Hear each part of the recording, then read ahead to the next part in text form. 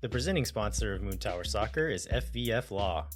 To find out what makes FVF a different kind of injury law firm, you can visit fvf.law. Hello friends, thanks for listening to Moon Tower Soccer. This week we'll review Austin's 2-0 victory away at Colorado. We'll preview this weekend's home match versus the New York Red Bulls, and we'll cover some other Austin FC news. And we're also going to be joined by a friend of the show, Adrian Healey, to do a little addendum to our midseason review. And then I think he's going to maybe stick around and cover the news with us as well. So that should be fun. My name's Landon Cottom, and I'm joined as always by Mr. Jeremiah Bentley. Hey everybody, I'm Jeremiah Bentley. Yeah, and Adrian doesn't know that he's going to stick around yet because we're doing this. we don't always do this in this way, but we're doing this show kind of in order. So we'll do the opening bit, we'll do the game, and then we'll do the interview with Adrian, which is probably easier for us because we don't have to refer back to events of the past that are happening in the future and things like that. One thing that you sent me a note on today was reminding to plug an upcoming podcast event that we have going on here very shortly. Yeah, this is really exciting. This is the Podcast Creator Summit, and this is being put on by PRX, which is a big force in kind of public radio and podcast creation. And then Apple Podcasts is also sponsoring it, and it's going to be at the Apple campus up north. And I'm going to be on a panel with Juan Garcia from KUT, and then Amira Rose Davis, who is a very smart person, but she's friends of this show will know her as the former co-host of Jessica Luther on the podcast Burn It All Down. So the panel that we're on is called More Than a Game: Why Sports Podcasts Are More Successful Than Ever. And so this whole summit is kind of aimed at people who want to get into making a podcast or already do it and are looking to learn how to pitch ideas about podcasts or try to meet other podcasters and network. So if you're interested in any of that, sign up for it. Come check this out. I think it'll be a lot of fun. But yeah, I'm really looking forward to it. Yeah, that'll be cool. It's funny because I do feel like she's a little bit of a character on the show, although she's only been referenced a few times directly on the show from Jessica. So it'll be cool to be able to check that out. And then I think one thing that will lead into the so one of the other things that will happen as a person who occasionally drinks vodka and has access to one-click shopping online on Instagram is I will do things like buying this cap that I'm wearing. It says, "I wish we would have scored more goals," which comes from Standing Room Only, which is an Austin FC fan shop, very specifically directed at the fact that this is not a coincidence. No. And, once again, shout out to the algorithm and the targeting, because I saw an ad online for this cap. I didn't go seek it out, but it popped up. It's Verde. And one of the things that I thought about, because I ordered it about a week ago and sent you the picture, was how many goals would Austin FC have to score for me to regret this purchase this week? This is this is your version of the curse, Jeremiah. You think so? I'll take it. If this is what we need to do for the curse. So I would say 2 is not enough to cause regret. If Austin had scored 4, I might have, or something like that, I might have had to put it away and wait for another week, which we can talk about, I believe, may be coming. But I stand behind this now. I hope we continue to score more goals. I think it was the first time in hundreds of days that Austin has scored more than one. So let's get into a little bit of that, I think. Yeah, but is there a number of goals where you would not still wish they scored more? Oh, that's true. That's true. So I think it's an evergreen hat. It's an evergreen. I guess after 2 games in 2022, when they had scored 10 goals in 2 matches, I was pretty satisfied. Maybe never at any point in the history of this club other than that. But yes, I will probably continue to wish we would have scored more goals. And in this game, there were other goals that I wish would have came, even though the 2 that we got maybe weren't the 2 most deserved. But yeah, I feel like way more positive vibe on this week than I was afraid it might be. Yeah, for sure. So Austin gets 2 goals away in Colorado, wins 2-0. They are now up in 7th place in the West. Points per game is a little squirrely. I see you have them listed as 9th here. Is that right? I feel like I looked at it earlier and they were still listed as 7th, but maybe I was reading it wrong. Well, they're in 7th, but they have 8 and 9 have 1 fewer point on the season and have played 1 less game. Okay, gotcha. In the West, but it's still, they're still in the big middle of the bottom part of the bottom part of the playoff part of the Western Conference. Yeah. But obviously in better position than they were going into this weekend. Yeah, for sure. Where should we start on our story of the week here? So I think one thing that was really powerful in this game, and I feel like the X goals was all over the place depending upon your source. There were a lot of chances from both clubs, and this is really the story of Austin converting on some of theirs, and some of their more challenging chances, like we sort of hinted at. Like there were other opportunities that maybe were better opportunities overall, but goals change games, and Austin takes care of that, and ultimately that's what leads to the victory. Yeah, I feel like this was a little bit of we talked about like the luck / chance aspect of this game, which is very inherent to this game. It is not just an Austin thing. Like anybody who plays this game understands that there's a bit of chance involved. And I feel like this is one of those games where Austin like came out on top of the chance aspect of the game, where that hasn't always been the case this year. So call it karma, call it I don't know, paying your dues, whatever it is, but it was good to see the ball actually go our way a couple of times this year. And I know that that's not an excuse for everything that's happened this season, because they have not necessarily earned the ball going their way all the time, but there have been a lot of moments where it just feels like enough moments where it could have and hasn't, that maybe this game is making up for that a little bit. Maybe Austin was owed one a little bit. One thing I will say though is just like, I don't think this was a great game by Austin FC because of some of those chances. And we'll talk about some of those as we get into the match details, but they could have had more. Nico Estevez in the post-game press conference talked about killing off a game and like not relying on that luck as much and just saying, okay, we could have gotten more. Let's end it now. Let's do it. And there's a couple of chances early, a couple of chances late where they could have done it and made it 3-0.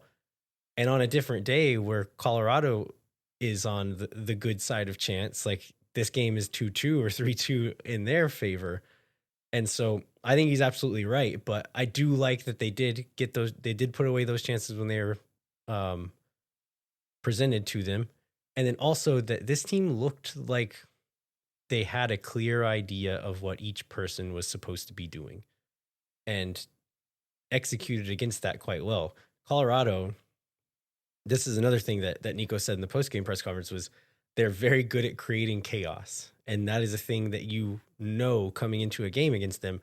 And you just have to be prepared to kind of weather those moments of when they throw 8 guys at you in your own box and switch the field to a fullback and put it across. Like you just have to like, I can't I was thinking of the word in Spanish, but not in English, like to withstand those moments of chaos and then take your chances when they're given to you. And we luckily did take a few of those chances and then created some moments using the strengths of some of our players, which I really liked that part of. I'm still not 100% satisfied with this game, with this performance, but there was a lot to like in it as well. So you talked about people knowing where they're supposed to be and having their identity. And I think people being healthy, a lot of guys being healthy and back has something to do with that. And I guess, I know you love him. Like, does Mikkel Desler make that much of a difference in terms of where, I feel like maybe he does in terms of the way Austin is able to sort of have a game shape that lives up to what Nico wants out of players. And I would say that, and sort of the Osman Bukari continues to really, develop in a way that's threatening and makes people watch out for him. And it felt like the combination of those two on the night was maybe a lot of what leads to these results for Austin. Yeah, Desler, I kind of forgot how good he is. It's been so long since we've seen him play that I was like, oh yeah, this is why I'm in love with this man. And he gets the goal. We'll talk about that in the second segment. But that aside, like he was so useful in build-up play, came up really big in a lot of defensive moments in really big ways, like really obvious, flashy ways, but then in a lot of really small ways where he was just so good defensively. And one thing, so he was the player made available after the game for the media availability as well. one thing that I hadn't really been thinking about with him coming back was having his personality back in the group as well, because he is such a professional. Like he doesn't seem like a really loud guy on the field, but he is demanding of himself and of his teammates, and he'll let you know if he didn't think you did a good job in a certain moment, or if you should have played this pass and not this one, or sometimes when he's like his positional awareness is really good and he'll rotate into a spot and be yelling at someone else like, hey, take over my position over here. And that is a thing that, like, I just kind of maybe not given as much credit as I should have of adding that back into the team as well, and having a leader, having someone who just takes their job very seriously and expects you to do the same. Like that's nothing to sniff at either. That's a big deal too. Well, I think we will get into the game after this break, but I think before we take the opening break, we've got to talk about this post-game locker room photo. So for those of you that don't know, machi, that yeah. For those of you that don't know, there's this Austin FC tradition of the boys taking a locker room photo after away victories, which we have not had nearly enough of lately. I know, like in Los Verdes Slack, sort of in the moment of post-game, I think maybe even before the press conference, where various people were texting various front office members to ensure that this photo that so many of us were demanding were going to take place. And at some point I'm like, man, do the players think this is weird? But then you see the photo, and obviously these guys love it and lean into it. So, well, let's go over a couple of highlights of this before we take a break. Oh man, where do you start? So you've got, of course, John Gallagher flexing. That was the tradition started in 2022. It's a little bit sad to not. How it normally worked was Driussi would be there pointing at Gallagher's abs. I wish someone would take on that mantle and point at Gallagher's abs, but maybe we can make that request next. But from there, we have Brandon Vazquez wearing very tiny boxers and Danny Pereira with his shorts pulled down so far that I imagine similar photos have been banned on Instagram before. Yeah. Then we have Osman Bukari going full Pooh Bear, just a t-shirt and no shorts on. And then Owen Wolf, who knows what's behind them, but he is holding up his own shorts in front of his middle section to cover up whatever is happening behind that. Yeah, which doesn't really appear to be very much. That you've got John Coleman flexing. You've got one of the craziest parts of this, which is kind of funny because he's in the back, is you have Alexander Svatak actually smiling and holding a fist up. So and he's shirtless. You can't see much of him, but the fact that he's showing joy, I think, is somewhat of a private moment being shared by him. And then I think it's a disembodied arm, but I think it's Guilherme Biru proudly displaying a can of Pepsi. Yes. Yeah, but so, there's a reason these pictures are popular, and these boys gave the people what they wanted. Exactly. All right, let's take a quick break. We'll come back. We'll talk more about this match and then get on to the rest of the show. Hang tight. When no one is around.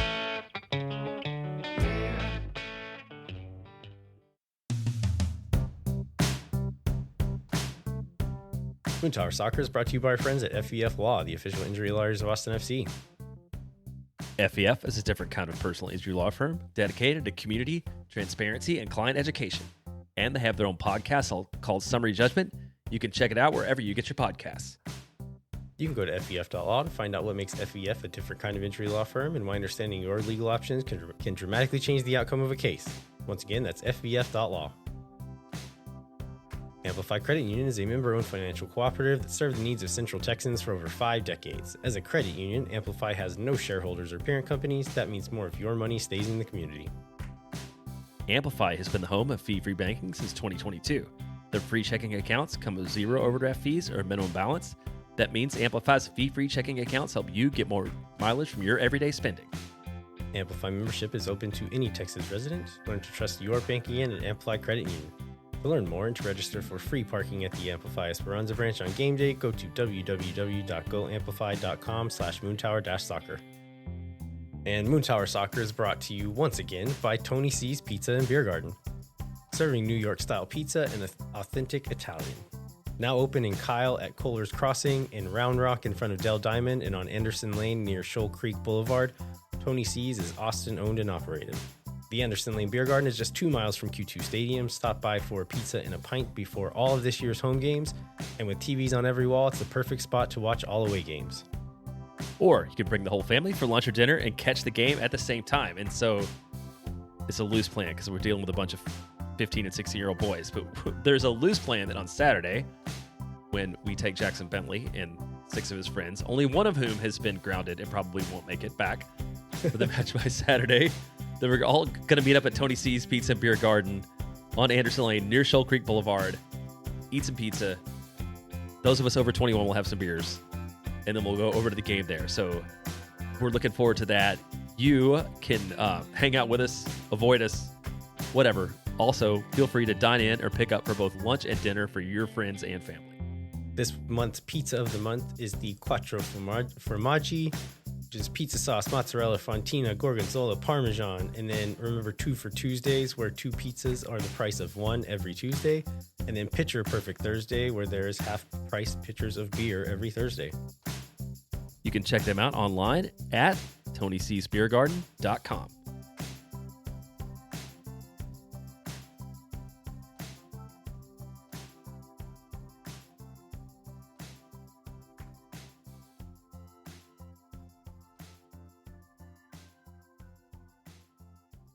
All right, we are back. We're going to dig further into this Colorado away win.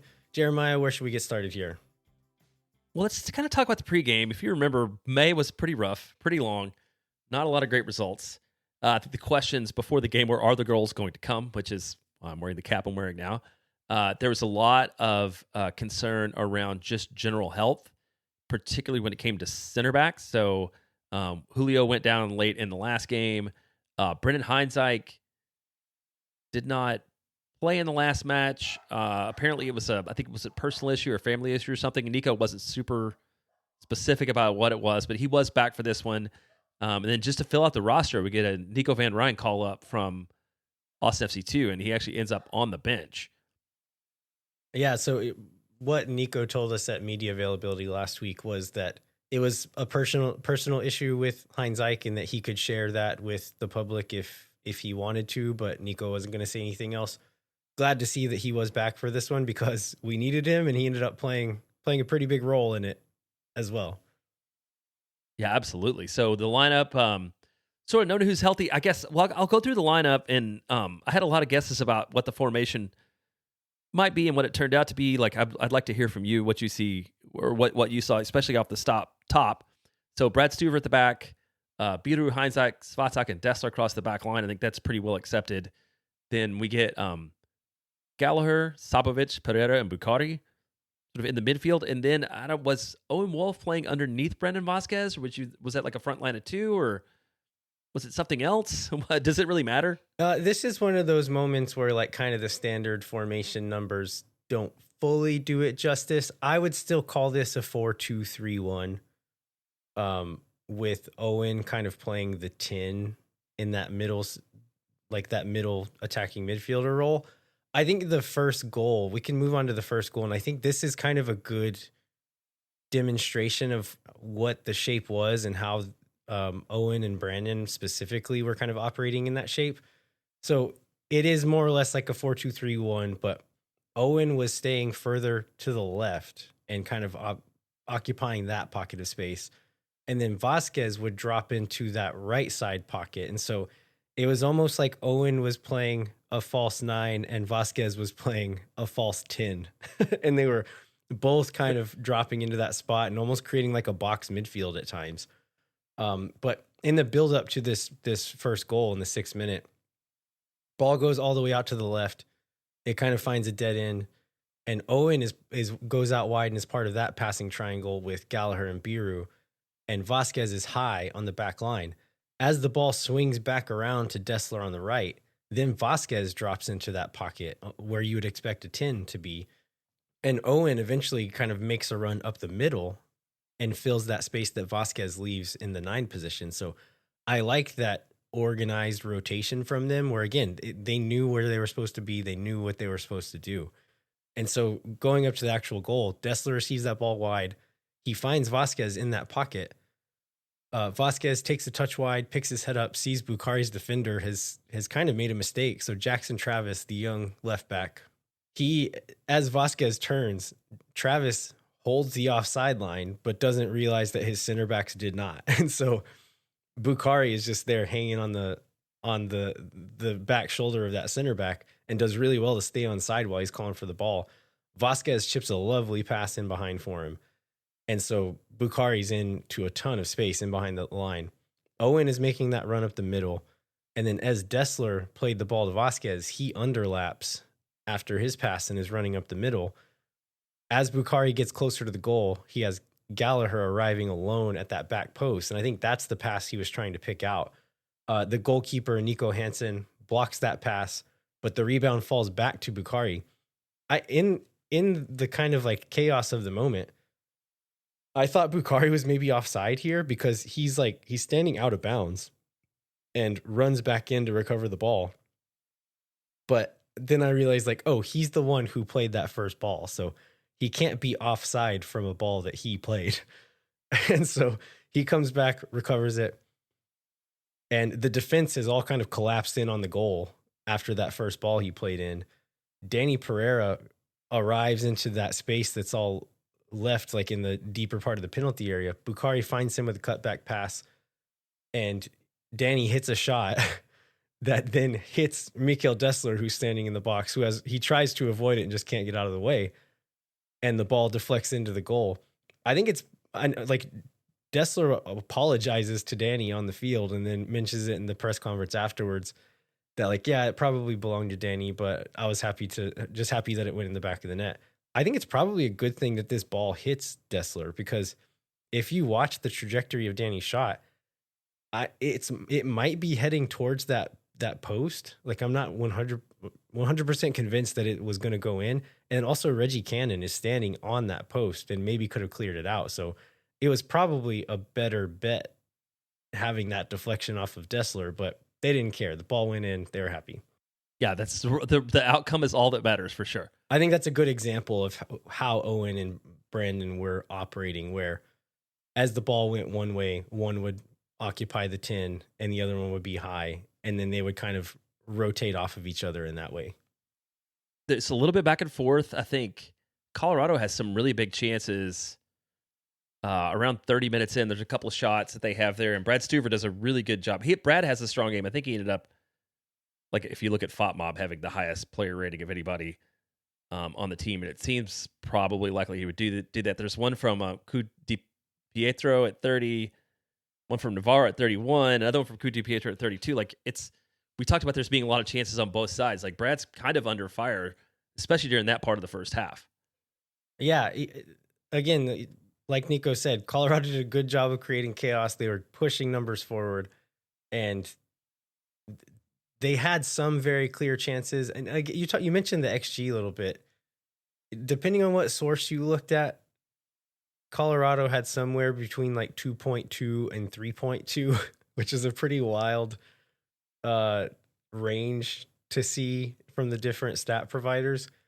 They did have a few very high, clear chances, but then it seems like a lot of the other ones were from some of those corners where a guy would get ahead on the ball and not quite direct it towards goal. So I think there's some, again, luck / chance involved here, but then Brad Stuver does come up really big, at least 3 or 4 times to make some big saves. Brad, big hand. Big hits and quick hands too, I think is important on some of these. I feel like we should mention Desler's Biru's almost scorpion kick goal where Gallagher whips across the face of goal and almost does that. And then I think it ends up with Bukari ripping a shot at goal, but doesn't really trouble the keeper much. But John Gallagher makes a really nice run on this one. I know that I'm a Gallagher critic at times. I thought he played a pretty good game on the wing, and wasn't spectacular, wasn't a huge game changer, but just played the role really well and did what he was supposed to do and contributed in that way, and in a way that we haven't seen from whoever's playing the left wing all the time this year. Right. So it's now the time to get into that. Do you think it's easier to set a lineup without Mirtu Uzuni in it, or am we reading too much from one match when he's away? Yeah, so I want to be. I think the answer is yes. It's easier to set a lineup without him, but I want to be clear in what I mean by that, because I think some people might take it as Uzuni sucks. You can't put him in the lineup. I think it's more of a fit thing and like playing the role that needs to be played within the team. We know Gallagher has no ego about that. He will do whatever you ask him to do and try to fit into the team as best as he can. I think if you slotted Uzuni into that role and told him like, hey, watch film of John from this last game and do that, I think he would probably be a pretty decent contributor in that role. But it just either they're not telling him to do that, or he's just kind of doing what he naturally does and isn't trying to play the role. He's trying to just do what he does. I think that's where the problem lies, where he doesn't seem to be a guy who would go against the coach's wishes. So I'd be curious if Nico did just say like, hey, do what John did and let's see what happens, and play just like a role player left wing. And then when you get the chance, bury your goal. I want to see that, but who knows if we ever will, or if he's even willing or capable of doing that. Or if Nico will even ask him of that, to your point, right? Yeah. Like there has to be some courage from the coach in order to call it out. Maybe we don't see that. So that was a little bit of a diversion, but I just felt like it's a good time sort of talking about the shape to go into like where he may or may not best fit in. Yeah. There are a few more chances, several times where Bukari gets played in behind, a few times where Vazquez gets played in behind, and Austin is just unable to kind of put together the last move on the pass for one reason or another. Towards the end of the first half, Jackson Travis gets a yellow card, seemingly just because he's tired of getting beaten behind from Bukari. So Stuver collects the ball in the box, throws deep like he often does for Bukari to try to get a break in behind. And Travis just says, I'm tired of getting beat. I'm going to play free safety right now instead, and just full on shoulder tackles him, gets a yellow. We go into halftime, and then right after halftime, another yellow is given to Sam Bassett for Bukari gets in behind him, and Bassett chases him for probably 20 yards, trying to foul him, doing everything he can to like pull on him and tug him back, and then finally achieves his goal, gets a yellow card. That leads to a Brandon Vazquez free kick that is a beauty and a really nice save by Hansen here, but that would have been a really great goal. Let's go on to the goal that. Yeah, I was gonna say let's go on to the goal that Austin does get. We get some was a really subs. interesting I want to talk sequence. about the subs just before that. So Desler and Sabovic come off, and Ilie and Robert Taylor come on. Gallagher drops back to right back. Nico in the post-game press conference talked about the altitude and how much effect that has on guys playing, especially for people who haven't played in it before. And so Sabovic, we see him get pulled off early. Biru ends up getting pulled off. I imagine he's not played at altitude much.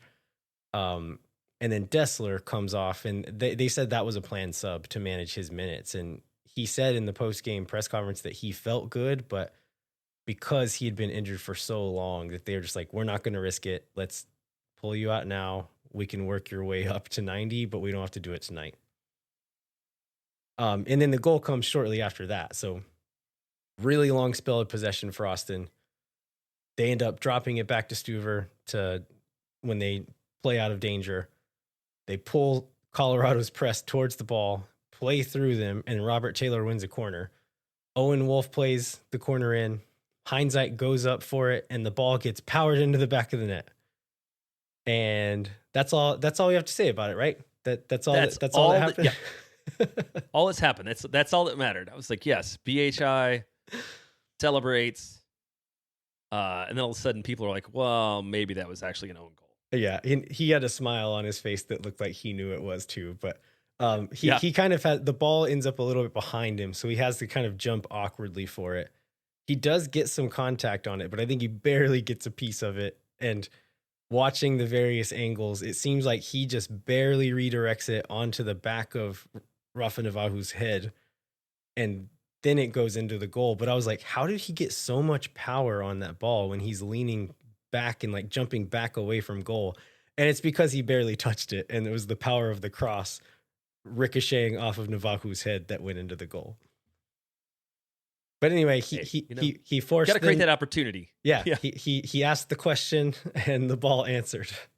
Exactly. So there's a few more Colorado chances throughout the second half. I mean, I imagine the Colorado version of Moon Tower is saying like, "Oh, we should have finished some of these. We just were unlucky on the night," and I think that's probably true. Not to say that Austin didn't deserve their chances, but they're probably a little lucky for Colorado not to score at least one on one of these. And some of that's thanks to Brad Stuver, but some of that's just thanks to chance or luck or the football gods or whoever you wanted to accredit it to. It makes it much easier just to attribute to these kinds of things when you're winning on the night, yeah, as opposed to when you're losing. Maybe talk through a few player notes. We already talked about Desler. I mean, he was great. He was really, really good. I'm so excited to have him back in the team. Talked about Gallagher. I would have liked to see Taylor, and I thought Taylor was good when he came on, but Gallagher did a good job. I thought he played a really good game. I imagine part of that was maybe the fitness thing. You know, you can rely on him to be out there for 90 if you need him to. You can switch formations, switch positions, which they did ask him to do later in the game. So that's probably part of what went in there, but he did well. Sabovic, he had some good moments, but I feel like there was a quote from Nico where he said that he said this in Spanish, but the altitude leaves you atontada, which is like dazed or like in a stupor kind of. And I feel like Sabovic was that way a little bit in this game, where he was just really casual on the ball sometimes and just like overconfident and ended up giving the ball away in those moments. But then had some other moments where he was really clean, kept the ball, playing with Danny in that midfield. I thought that he looked good. Danny Pereira had a really good game too. He is the protagonist or one of the protagonists in that first goal. But as far as just keeping the ball, moving the ball through the midfield, evading their press, he was really strong. And I think he's going to be a hard guy to take off the field after the last couple of games that he's had. Yeah, and I think we touched on Osman Bukari too, and he does get the secondary assist on the first goal, but it's just his ability to create danger is greater than what we see on the stat sheet. It continues to be that way, but it feels like he's turned a corner and he's really being threatening. And then Brendan Vazquez continues to create a lot of great opportunities. One would hope that the goals would keep coming, and they have a little bit lately, but that's encouraging to see the number of shots and the number of chances he's getting, the power that he delivers on the free kicks. Just his ability to make a difference in the game just seems to be growing too. So that's maybe 2/3 of your designated players in the attack who are showing at least some signs of life, which has got to be encouraging. Yeah, I think still some complaints about both of those guys, where Bukari, as much danger as he created, I feel like he could still be a little bit more clinical with those final balls, because how many times have we seen him playing across that hits the keeper catches or punches away, where if we could have him chipping a ball to the back post onto someone's head or just being a little bit more surgical in those moments as opposed to just blunt force smashing the ball across the face of goal. Sometimes that's the right call, but he's done it enough times, and sometimes doing it when he has a lot of time and space to be able to pick out a pass, pick his target, and he's not doing that. So I will say he did a lot of really good defensive work in this game too. So he deserves a lot of credit there.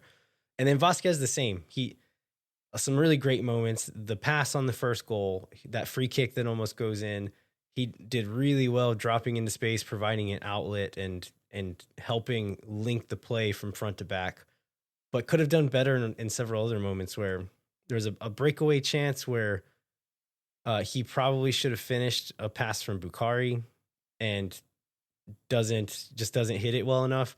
Another one where he gets played in behind and tries to like cut it back to Owen, who's arriving late there, and just plays it behind him and completely kills a really dangerous moment. A chance at the end where he's 1v1 with the keeper. And again, Hansen had a really good game, but you'd think that like a guy that we know Vazquez is capable of would put one of those moments away, and he didn't put any of them away. And so still some complaints there, but overall those guys were strong contributors to the team.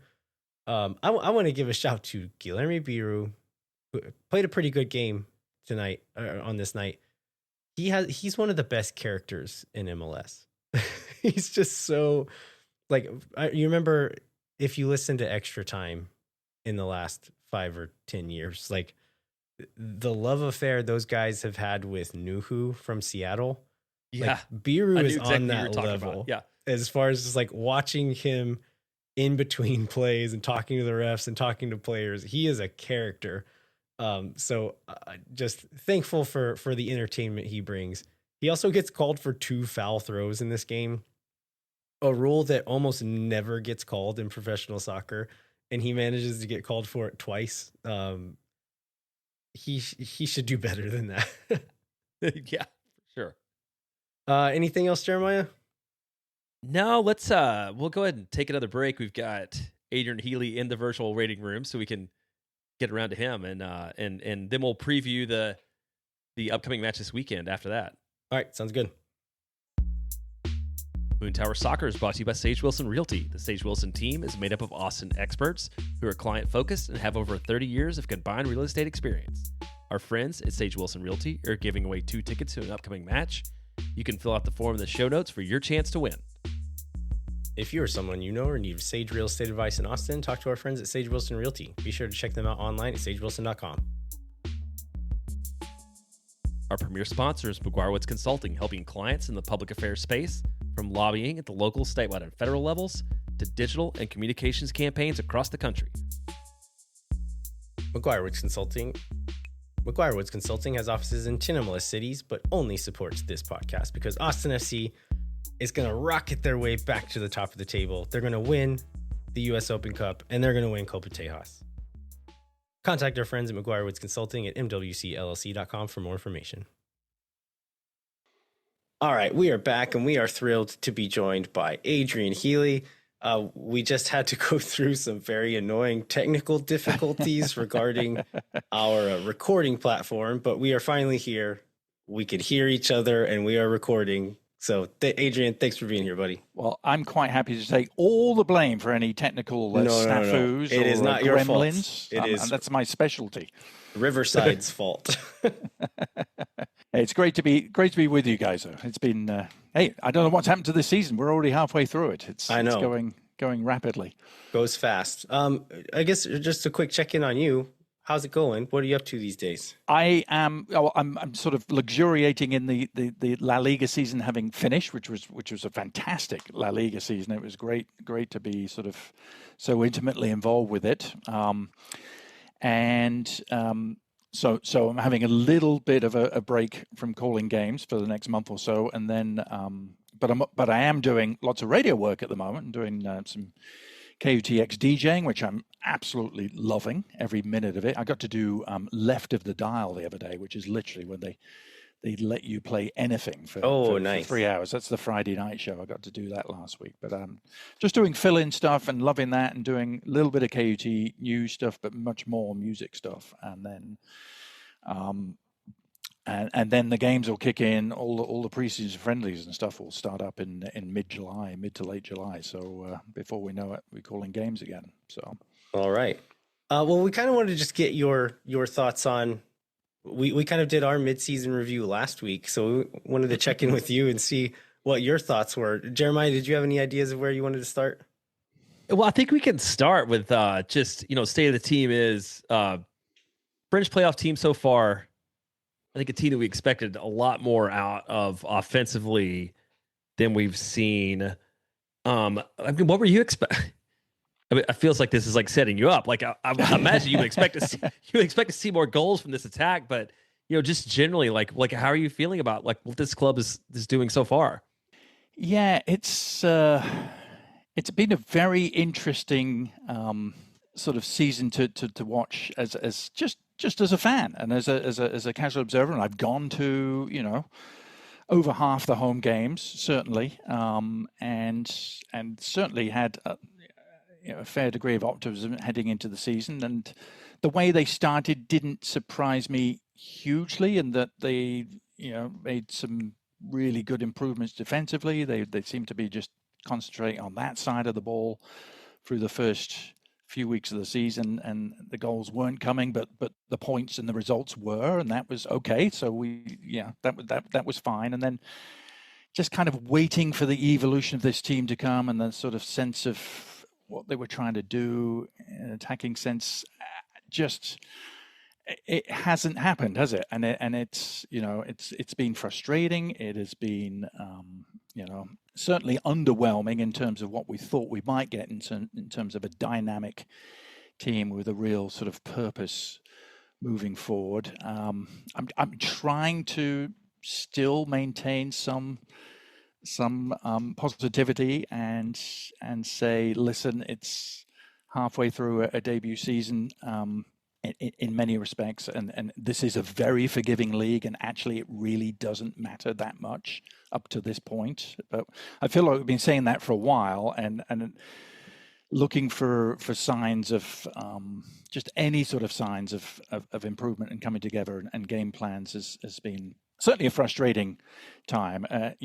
Perhaps right up until this past week, where in a chaotic game in Colorado, suddenly things did come together a little bit. It could have gone very differently, but I don't know. I just I still feel like this is a team searching for an identity, culture, chemistry, all those sort of exponential terms we apply to soccer that aren't actually X's and O's, but it's there are some pieces in place.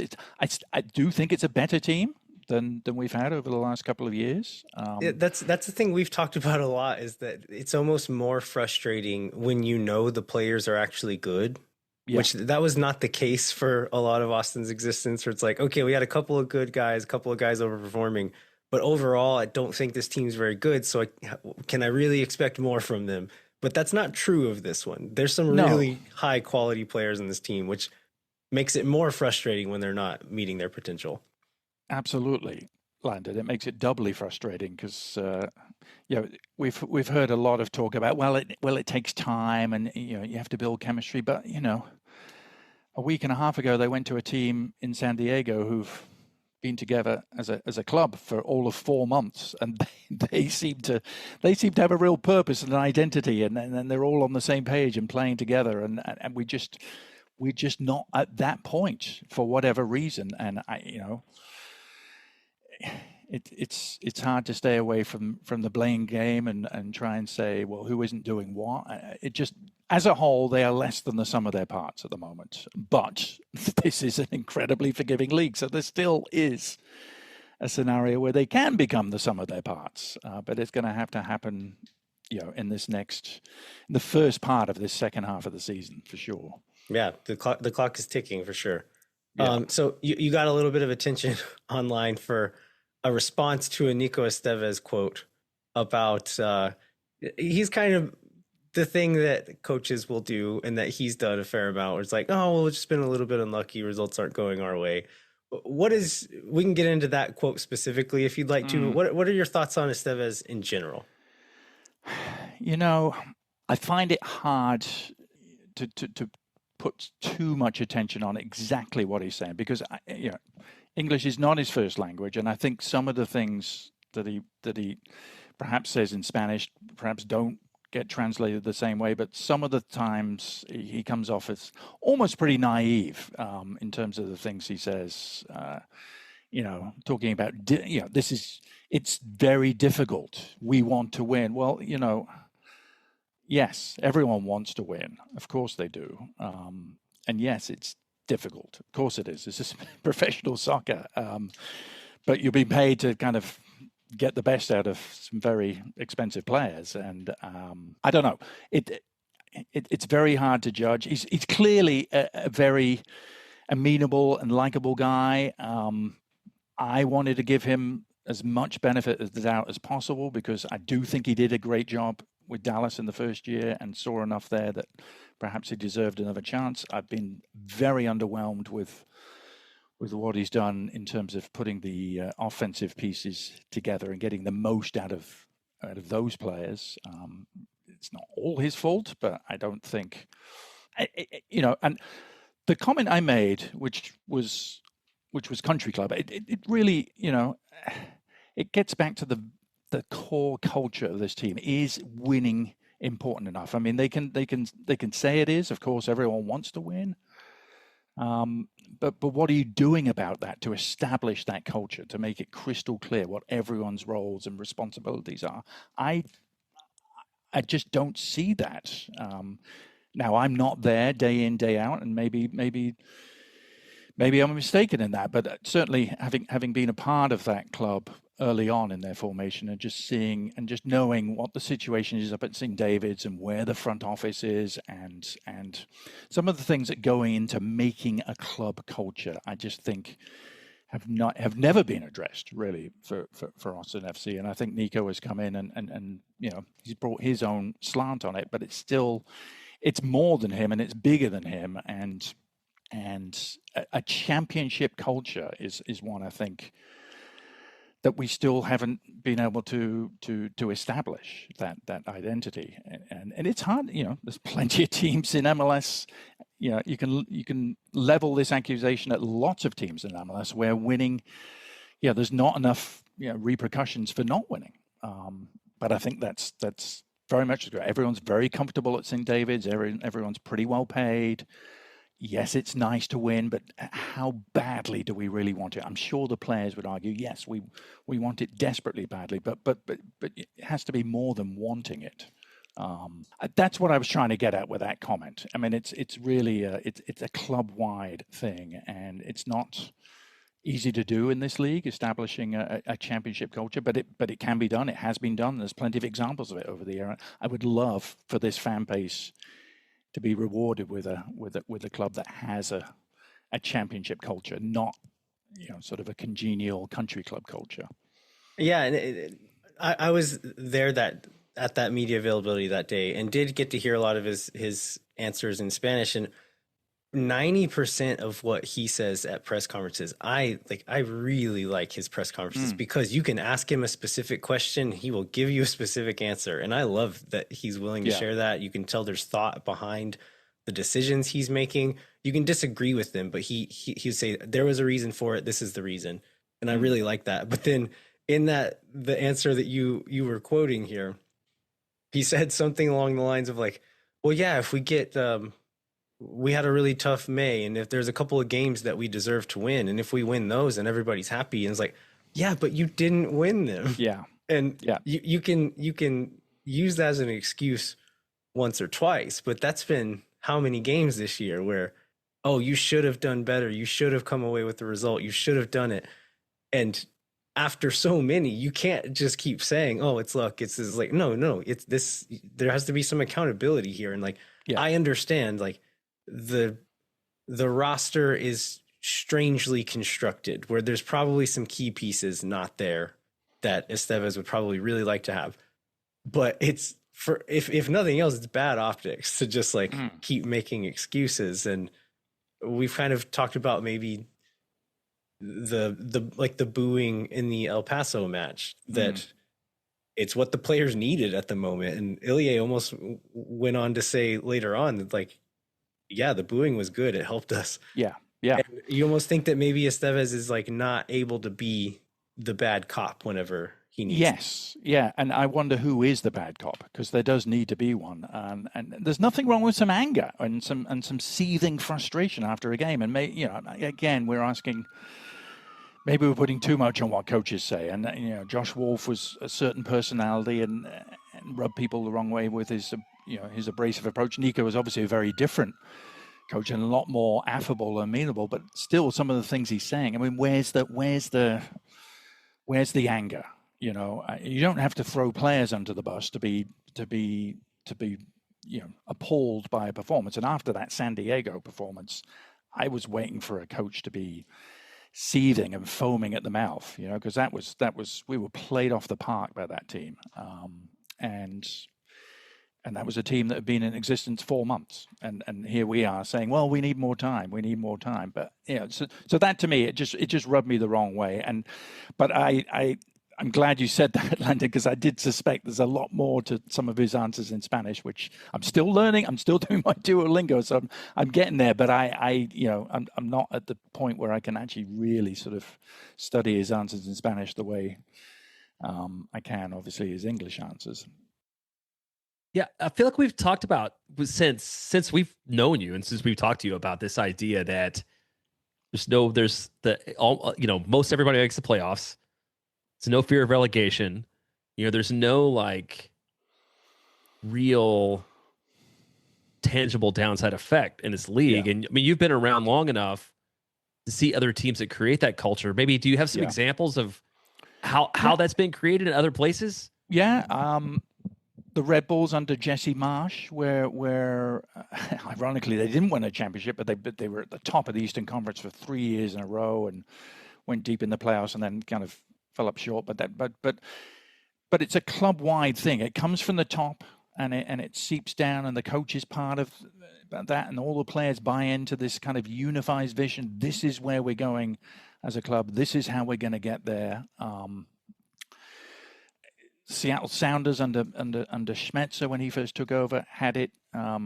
We saw Atlanta United when they first came into the league had it under Tata Martino. But the common thing is just this unified approach, a crystal clear vision of what we're trying to do. Who are we as a team? What are our strengths? How do we play to them? And this is our system. And I still don't see an identity for us yet. We feel like still there's pieces that don't really sort of fit together, and it's disjointed, and that's frustrating. And I know, as you mentioned, Landon, I know there are personnel reasons for that. But yeah, I think you could point the finger at Burrell as much as you could Estevez at this point, when the big question was who's creating the chances at the beginning of the season, and they said, oh well, Uzuni has created chances. He's played on the wing. He's done this, and like this guy, and like, okay, maybe we're wrong. Maybe they see something we don't, and it's kind of proved out that those doubts at the beginning of the season were right. Yeah. This is a weird fit, and I think there's been things said by players, specifically Ilie, and by Nico. We haven't talked to Rodolfo Burrell in quite a while, but in his press conferences last year, he hammered home that like this is a process that is going to take time. We're not going to panic buy. We're not going to do any of this. And I understand that, and I think it's a smart move to a certain degree. But when you go out and spend this much money, that doesn't. It seems incongruous with, okay, we're going to spend a ton of money, but also not fill some of the glaring needs on the team. Like that part doesn't make sense to me.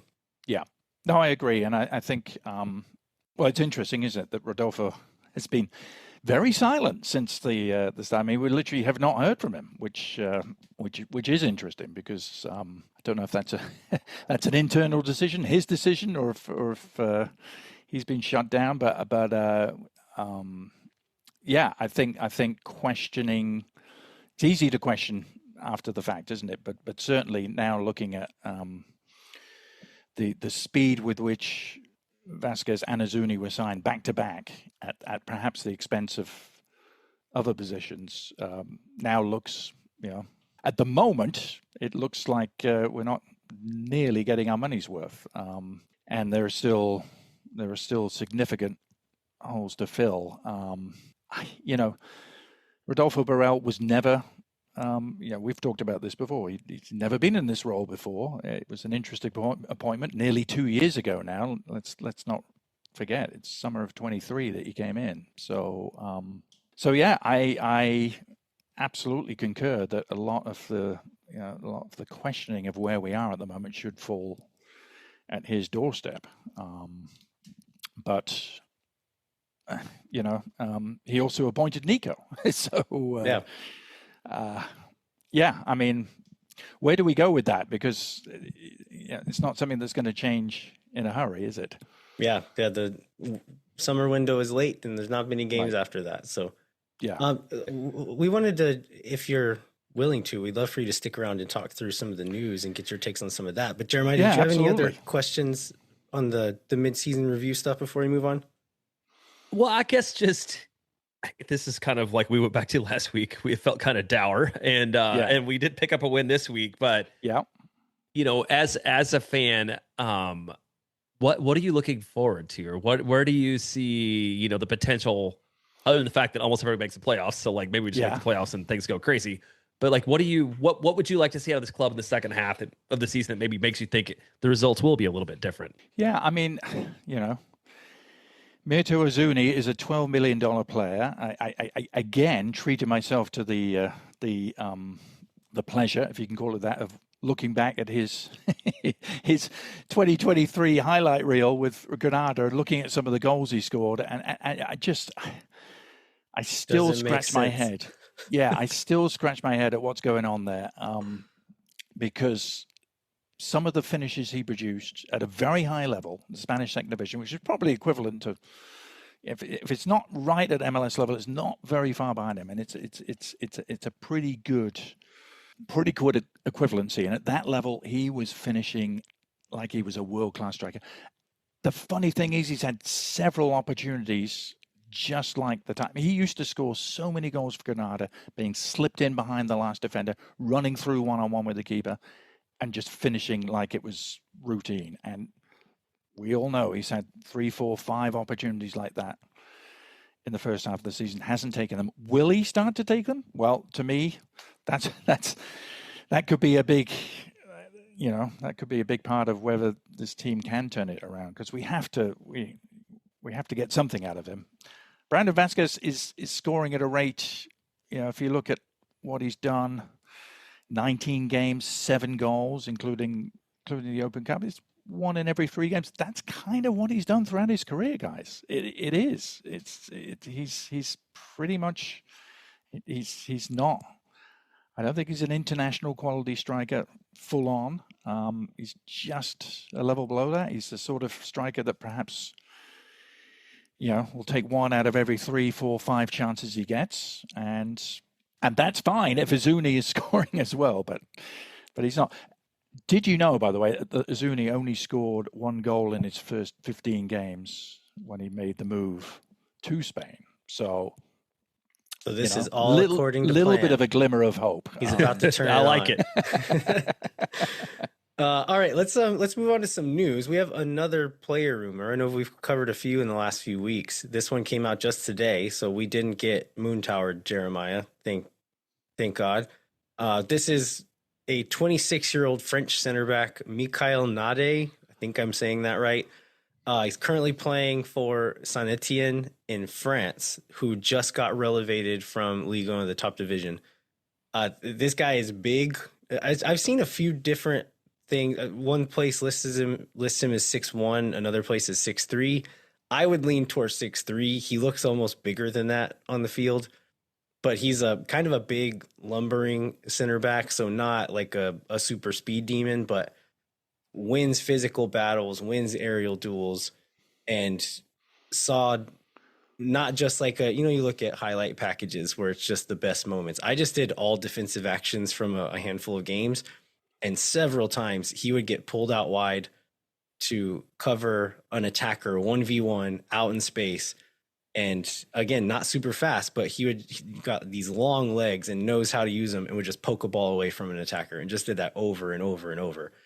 And so seems like a really quality player. Looking at that profile of guys who are on kind of like these yo-yo clubs, like the bottom of the French top division, the top of the French second division, guys that Austin has gotten from that level are Ruben Gabrielsen and Mikkel Desler. So if we're taking that as kind of a reference point, this seems like a good profile. This report's coming from a guy named Mohamed Tubash Chair. Sometimes it's hard to know who these places are. This seems to be a guy who specifically covers Saint Etienne and is followed on Twitter by Fabrizio Romano. So he seems to be somewhat legit. There's also reports that Blackburn Rovers in the English Championship are after him. So there's going to be some competition, but overall, this like center back's a a position of need. This guy seems to be of a pedigree and of a profile that will succeed in MLS. What do you guys think about this one? It's absolutely a position of need. I would call it the second biggest position of need. I don't know if you concur, Jeremiah, but yeah, don't know much about him. But as you say, if he's anything like Desler, I think I'm right in saying Desler was signed the summer that his team got relegated as well. And actually, maybe even that applies to Gabrielson too. But it's really I think Desler played a year down in the second division. Gabrielson, they got relegated and they needed to get rid of his contract. That's right. And so they terminated his contract, which might be the reason this works out for Austin as well, where he's a good player, still quite young. I imagine his salary is going to be high-ish, not super high, but he's under contract until 28. And so there would likely need to be a transfer fee. But if Saint Etienne says, hey, we just need to get this guy's contract off the books, we'll give him to you cheap. Yeah, that could turn out in Austin's favor and make it to where this is probably still in the TAM range, like close to it, but not crazy expensive. And the all-important factor, is if he's coming from Saint Etienne, he is well used to wearing green. So that will be a nice switch. I mean, it's definitely a position of need. So don't know much about the guy. Don't know anything about him, in fact. But if he's been playing at that level, he's good.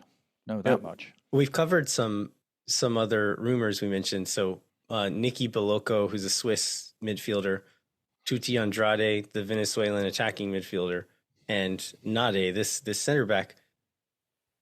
There's so like if all three of these are to be believed, there's a little bit of a problem here, isn't there, Jeremiah?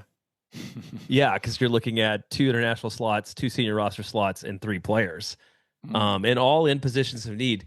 In the midfield and the center backs are just the most mystifying positions. Gosh, actually, this team is almost all mystifying now to think about it. But like these are 2 particularly mystifying because like at both those spots, they've got a lot of like competent dudes, but like nobody that's just a standout, right? Like Svatak, Cascante, Heinzak, all perfectly fine MLS center backs. Nobody's making an all-star team out of that group, right? Except for maybe Heinzak because it's at home and he gets like the he's not getting voted in though. He's not getting voted in, right? It's the same in the midfield. Like this, you see things from Danny, you see things from Owen, and maybe he'll develop. You get something at Ilya, something at Savovic, but like it's just there's not a superstar. So like I would love to see one of these come to pass to be like somebody that's actually like a difference maker at a position of need. Yeah. You could say like, okay, there's only the 3 spots. I mean, there's a good possibility that there's like Roto's surely after a bunch of guys right now, and only a few of them are going to come through. Let's say all 3 of them are coming through. You could say like, okay, somebody's probably on the way out this summer, and the most likely option for that is Owen Wolf. But Owen is not, as far as we know, not on a senior roster spot right now. So it doesn't help. It doesn't open up that spot. It doesn't open up an international spot. So I would guess likely not all 3 of these guys are coming, but if I were going to pick 2, it would be Tuti Andrade and this center back over Nicky Belloco. Yeah, absolutely. And if I could only have one of them, probably Andrade. I mean, I do think that is a higher position of need. I think we could manage with the centre backs we got. Not ideal, but they're 3, as you said, serviceable MLS centre backs. I mean, Heinzak's probably the standout of the 3, and Svatok and Cascante behind him. But if you have to get through the rest of the season with him, with those 3, we can. If it was only one, I think someone like Andrade is it's what we've desperately been missing. It's what both Vazquez and Uzuni need someone like that to play off. You look back at Vazquez's years with Cincinnati and just having Lucho Acosta to play off, and now Andrade is going to be a lot greener and rawer and younger than that, but just to have someone like that to play off, to play him through and to play and vice versa would be huge. And I remember a lot of fans talking about that at the start of the year. Well, we've signed all these forwards, who's going to set them up? And we were like, well, maybe it'll come from the wings instead. And it really hasn't. Signs of life with Bukari recently, but nothing from the left at all. So we missed that presence in the middle. Yeah. Jeremiah, what else we have? Well, just a reminder, the All-Star game, which will be July 22nd. Well, the game will be on the 23rd. I think the All-Star week's 22nd, 23rd. Fan voting is open. Vote early. Vote often. None of the Austin guys are in really good spots to be voted in by the fans, but like, take your shot. I think Phil West asked a couple weeks ago that you should vote for Austin every position. Just ignore reality. Vote for Austin FC players everywhere you can. Yeah, Adrian, our take as far as like the guys that, 'cause this happens every year. The coach of the All-Star game gets to pick quite a few players. They often pick players from their own team. Right. How many do you think Nico can get away with without people being like, come on, man? We said the other week, Stuver for sure, give him his Lifetime Achievement Award. Yeah. Maybe you throw Owen in there, and then maybe you could squeeze like Heinzike. Do you think that's too many, or is there anybody else that you would put in there? Yeah, I was going to say, you can almost hide it more when it's at the back, can't they? And Stuver for sure. I mean, how he's not amongst the top five is just ridiculous, and he should be. Heinzike, I think you could get away with. I mean, Austin still have one of the best defensive records in the league, and Heinzike has been kind of the linchpin of that. So I think there's a very good case. Further forward, I mean. Yeah, Owen's an interesting one. I mean, certainly, he may not have the stats to back it up, but certainly eye-catching performance in the first couple of months. Tailed off a little bit over the last few weeks, but as have the team. You could maybe get away with Owen. Could you get away with a Vazquez? I don't think so. I feel like Bukari is closer than Vazquez at this moment. Bukari's probably closer. Yeah, Bukari certainly over the last month and a half, Bukari has been excellent, actually. But I'm still thinking like Chu is probably two seems like what we're going to get. Faith way to do it, but and I mean, the coach gets back, to do what you want. You could definitely hide him more at the back. So Heinzike and Stuver, let's settle for that. That'll do. We also want to talk a little bit about this. MLS players, specifically Seattle players, kind of protesting payment percentages for the Club World Cup. Jeremiah, do you want to tell us a little bit about this? Yeah, so there's a deal in the current CBA that kind of talks about how much players can make from external competitions. The CBA was adopted before the Club World Cup existed, and basically now, because of the league and the front office wanting to comply, because it's financially beneficial to them to comply with the rules, like effectively 90% of the Club World Cup money will go to the Sounders front office and 10% will go to the players. So the players in Seattle had obviously have a problem with that and started a little bit of an online campaign against it. And now we've seen a lot of players, including people like Brad Stuver and others from Austin, also take this mantle up. This seems like one where, I mean, the players are right? I mean, this is not a ton of money in like the big picture scheme of things. These are the guys going out and playing the extra games that they didn't commit to or aren't getting paid for. Like I have a real issue with like the league's position on this to not just let them get their part. Yeah.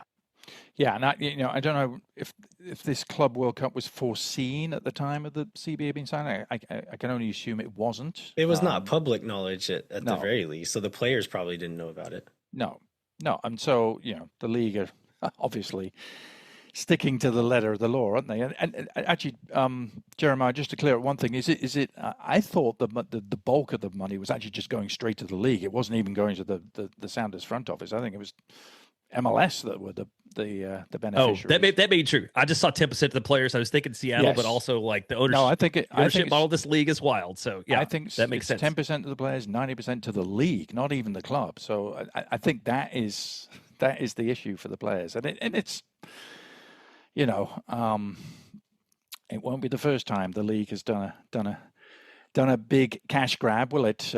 Let's not mention the broadcasting deal, but no, we won't go there. No, but it's clearly the players are being horribly wronged here, and there's no way there should be asked to play in this FIFA club competition and not be properly compensated, especially when they look at the teams they're up against and the players from around the world who are, they astonishing sums of money being talked about being generated by this FIFA Club World Cup, and why should MLS players be any different to Real Madrid or Chelsea or whoever's coming? Because those players, are not are not doing it to earn their leagues any extra money. So it's one of the most obvious causes for grievances I've ever seen. But can they actually do anything about it? Is the question, without literally striking? We're not playing. The way I always talk about, and I feel like Jeremiah, you probably know about this as well. The place where I'm from, and like the era I grew up in, when they were talking about paying college players, and like, oh, you shouldn't pay them guys, they're just being selfish, or they're getting a free education out of this, or players holding out for contracts. Like there are cases of that where, okay, the player is in the wrong, but I think the simplest way to put it is, if there is money being made, and there is, just like there is in college, lots of it. Why is the money being made? It's being made because of these athletes going out and providing this entertainment product. And in college, the colleges were benefiting from that, while these players were not getting any of that money. And in this case, the league is benefiting from it, where these players are not getting their fair share of that money. And I think that's just the easiest way to do it. Like, without these athletes, your product does not exist. And so, sure, you're providing this infrastructure, you're doing this, take your cut, but know where your worth is, and it is in these athletes. Mm. And the players suffer, again, with the comparison with every other club from around the world that's going to be there, the players suffer because they're actually employees of the league rather than individual clubs. So it's their employer who's getting the money rather than the clubs being able to turn around and say, here's your 50%, as they clearly should. Let's move on to our New York Red Bulls preview. It's so nice to only have to talk about one game and only preview one game. This is so luxurious. You guys have been working overtime in the month of May. Jeremiah, tell us a little bit about the New York Red Bulls. Yeah. So one thing is, it's also a little bit of a relief because they've only played twice ever. So the Red Bulls won one. Austin had a draw. Red Bulls finished 7th in the East last year, won this amazing playoff run, and ended up making it to the finals before they lost LA Galaxy in MLS Cup. This year they're 6th in the West, 6th in the East. Score a lot of goals, give up a lot of goals. I think we should talk about their game model a little bit. I think nobody other than maybe Columbus does such a good job of sort of imposing their will upon the way that the game is played. So let's talk about energy drink soccer. Yeah, I think this year, because they do, like, if you look at possession numbers, they are keeping more of the ball statistically than Austin does. Mm-hmm. And I feel like it probably has a little bit to do with personnel, because they've been criticized for not bringing in top-end talent to supplement those academy products they bring through. They did it this year. They had Emil Forsberg last year. They brought in Eric Maxim Choupo-Moting. Those two guys are well into their 30s and are not going to run the same way that whoever, Brian White, when he was there, like any of these 18-year-old guys from the Red Bull Academy who they bring up are going to do. And so I imagine they've had to change their model a little bit because of guys like that. But those guys are super talented, and so it's probably worth changing a little bit. And if you look at their output specifically from Forsberg and Choupo-Moting, like, maybe they're right. And no, go on. I was just going to say, I think we should talk about how that my team is leading the Golden Boot League that Landon and I and a bunch of other people play in, largely on the back of Choupo-Moting leading my team in goals with 10 as my fifth and final round pick. But yeah, go ahead and talk about real soccer now. I just wanted to get that dig in. No, I mean they've we talked earlier, didn't we, about culture, and they've always had this way of going about their business, even when they sort of the names haven't been as high profile as in previous. Having said that, I think Choupo-Moting was an excellent striker. I'm glad he's on your fantasy team as well, Nade, because 36, but wow, he can still finish. And they, in a slow start to this season, but they've got their act together over the last few weeks. I think they've won 3 in a row. I think it's four in a row, and including 5 of the last Cup. 8. They're also like us. They're through to the quarterfinal of the Open Cup, but haven't been as good away from home. And to me, guys, just to turn it back on us, having won in Colorado the way we have, this to me is like, can we string 2 victories together? Can we come up with a dominant, cohesive, attacking performance against a team who are good? They're decent. They're probably at the same level of us. Roughly sort of 6th, 7th in their conference. Have scored more goals. Have let in more goals. This is a game we need to win. This is a game we need to dominate. And if we do, then we can head into the break feeling a lot better about what went awry in the month of May. So it's actually quite a crucial game in my mind in terms of the long arc of the season. It's like, can you get a statement win at home against a team who are, you know what you're going to get from them. Nothing is easy against them. But can we impose our attacking will on a team who defend with a knife between their teeth? It's going to be. I'm really looking forward to it. Very much so. Not to mention that their goalkeeper, Carlos Coronel, has been really good this year. If you look at the expected goal differential, so you take like expected goals minus actual goals converted, he has the best numbers in the league by a decent margin. So it's if you take away Choupo-Moting and Forsberg, the rest of the guys are Red Bull players. They mostly young guys with lots of legs.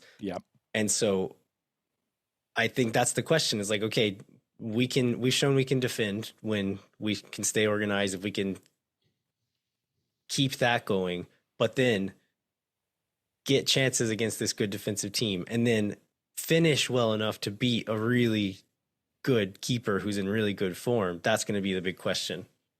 Yeah. And the return of Jared's brother, Peter. I say the return. I don't think he's ever been here, but we'll to see Peter Stroud. I remember vividly, actually, their last visit here in the height of the summer of 22, when it was part of that amazing stretch where every game seemed to feature 7 or 8 goals and a comeback. It was that one 6-3, 4-3? It was 4-3, okay. 4-3. But the Red Bulls came in and I remember Jared Stroud actually talking about it, because he wasn't even in the team and playing much. But he was like, I told Josh, I told the coaching staff, don't try and play down the middle. This Red Bulls team is going to just swallow us up if they do. And then lo and behold, we came out with a game plan, played down the middle, and Red Bulls were 4-1 up. I don't know if you remember it, like very quickly, early in the second half, 4-1 up. And then Driussi kind of he scored one of the best goals that I've ever seen in that game. He led a comeback, which fell just short, lost 4-3. But that was part of a sequence of games where it was a 3-3, a 3-4 defeat, and then a 4-3 win, all in a row. It was just madness. But so, I can imagine it's not going to happen this way. Yeah, although who knows? Yeah, it's. I just want to see us put a cohesive attacking game plan together and really dictate the terms and the tempo at home. We need to do that. If that's the next step for me, after having finally got this win in Colorado, can we, against a good, solid MLS opponent, can we dictate the game in a way we haven't been able to do at home? I'd love to see it. Adrian, you didn't get to hear this part when we talked about the Colorado game. One thing we said we liked was that it looked like the guys knew the role they were playing. Right. And knew what they were supposed to be doing, knew the rotations, knew where they were supposed to be. I just want to see that, because we haven't seen that in a lot of these games. And I feel like when we talk about Uzuni, like the team looking better without Uzuni, I feel like it's not because he's bad. It's not because he's a bad player. It's because they're shoehorning him into this roster that doesn't quite fit. But if we can figure out a way to make him feel like he fits, then that could be something. But at the very least, I just want want it to look like the players know what they're supposed to be doing. And then that can lead to some goals sometimes, like we saw in Colorado. Yes, that would be nice, wouldn't it? To score more than one at home. It's been a while.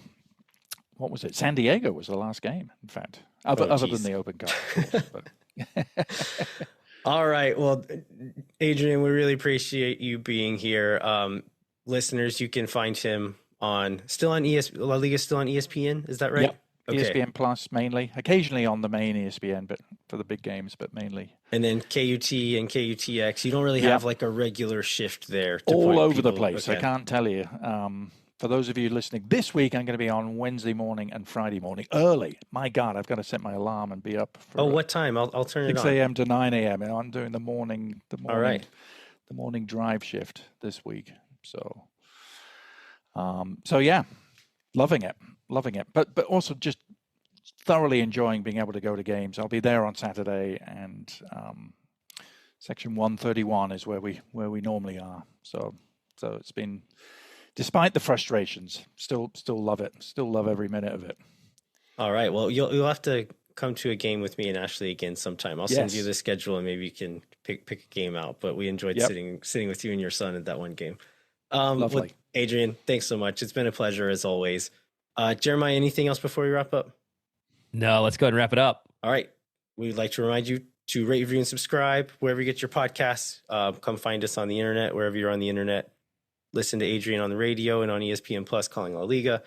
Thanks so much for listening. We'll be back next week to review the Red Bulls match, and there's a little bit of a break after that, so we'll have to find something fun to do for that next show. Until then, I'm Landon Cottam. I'm Jeremiah Bentley. And I'm Adrian Healey. Thanks so much for listening to Moon Tower Soccer. It has been a pleasure. We'll catch you next time. When no one is around.